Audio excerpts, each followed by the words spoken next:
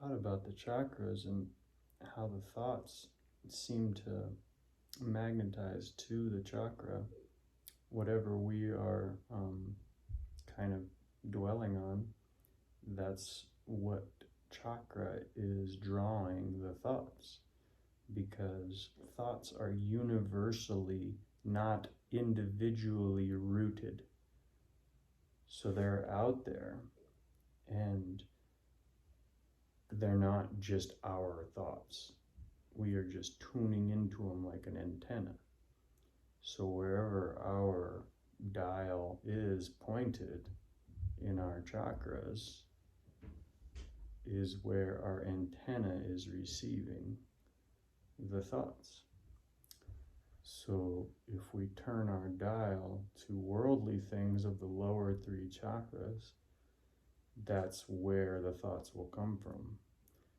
You know, you always wonder, why can't I stop thinking about this thing? Well, you're magnetized that thought, and all you have to do is change the dial to a different thought. So the lower three chakras are like of the world. Like they say, the three greatest delusions are money, sex, and wine. Well, those are basically the bottom three chakras to some extent. There's a negative and a positive pole to each chakra. So the negative pole is the money, the base chakra. And for me, you know, the opposite pole thought could be offering, you know, everything that you have and giving, you know, yourself. That could be the opposite pole, the base chakra. Second chakra, you know, the sex is your creativity. So that can be, you know, only for your own gratification, or it can be for the creation of arts and beautiful things for people to admire and be inspired by. So then, you know, money, sex, wine is kind of, I associate with greed, you know, like on the stomach chakra, basically. Greed in any manner can be, you know, food or over gluttonous, you know, consumption of anything. But then when you move above those three bottom chakras, you get the energy to the heart chakra. And this is when you start to activate the upper three and more at the crown and at the spiritual eye. So these upper three, the heart, basically can be attached still. Like Swami Kriyananda said, that there's like a hot air balloon trying to take off, like this energy in you going up all the time, but our cords of attachment are holding it to the world, keeping the balloon from rising. So the bottom three chakras are heavy, you know, they really hold us down for the most part. But once we turn up, then we're in our heart, and then we can really start directing that energy up. The heart can still get attached to the world too. You know, I really love cats and I can't live without my cat. Well, you know, great, you know, your heart's activated, but it could still be attached. You know, we can't obsess with anything here because the world is impermanent. So when we can turn our heart towards the infinite and towards this point, then we can start activating this expansive realization of our inner self. And when we go inside, the throat chakra, the heart can be towards spirit, towards God, towards loving everything in God, in the creation, and beyond. So this energy can be directed up. When we get to the throat, then it's expansion. It's realizing we're more than just this little self, the identity of solely one person. So in the expansion through singing, through, you know, speaking and sharing, through, you know, offering everything that you can, and just not even having to do it at all through voice, but inwardly through vibration.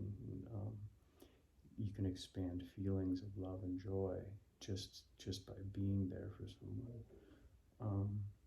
Then, we get to the medulla, and the medulla is the seat of the ego, and the opposite pole of that is the seat of the expansive self, the inner self, and in spirit. And the crown chakra, we don't even talk about that, because getting all the energy here is pretty tough. So we try to gather all the energy from the chakras and point it here and hold that focus as long as we can to magnetize this upper pole, because only can you move this energy up without having it go off to different distractions by magnetizing the upper pole. If you can stay magnetized thinking about God all day, that's how you will keep that magnetism, and all the little ideas and thoughts will keep staying up here. In that, you can go very deep in meditation by concentrating there and realize what you really are, because really how these chakras started is we created a body. We manifested a body by all these karmas that were stored in these chakras. So the chakras are basically a materialization of all of the old things from past lives that we're trying to work out. So basically all that's happening in life is trying to work out different energies that are stuck in these chakras, and looks like what it does outside, but it's really just energy trying to go up. That's why we get the same tests all the time, because it's just trying to get us to do the right thing. When it finally it rises up and it releases that vritti, that seat of karma stuck in the spine. So when we move up, then we're getting to actually this ladder. It basically is how it seems to me. It's like this ladder we're climbing to raise our specific gravity. Our specific gravity is like how high our consciousness is during the day.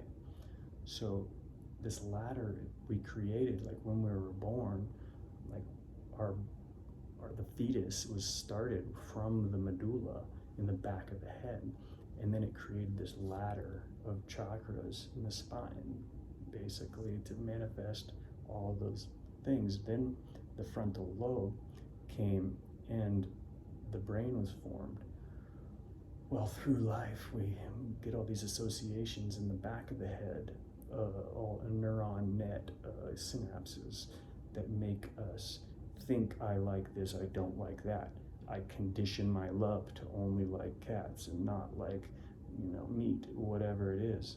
So this neuron net is conditioned, and we think we only like certain parts of the creation, but in discrimination, we see through meditation that it's all divine, and we let everything be as it is, because it's all spirit, and you're working towards being your highest self, but you let it be what it is. At the moment, you can't judge things too harshly.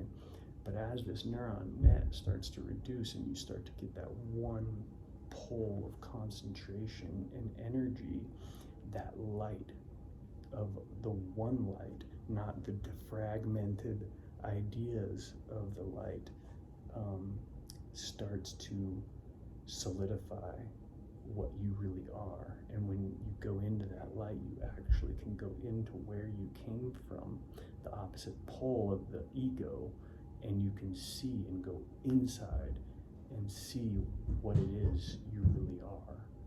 And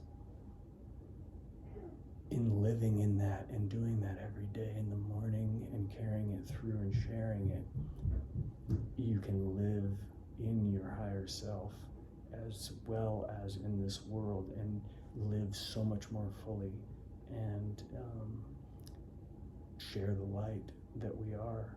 And it's a great blessing to be just a channel and not see yourself as a single individual, and just become part of everything and know it's all one light. And that's what we're here for. And all all the things we chase are not, because those are just the old patterns. And when we keep meditating, the patterns dissolve and the energy rises, and it does it on its own. God just does everything.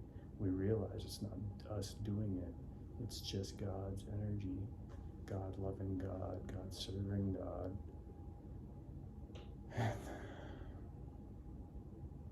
we realize we're not just a material little body, we're much more expansive energy and infinite bliss, ultimately, through realization of our inner self. Can we realize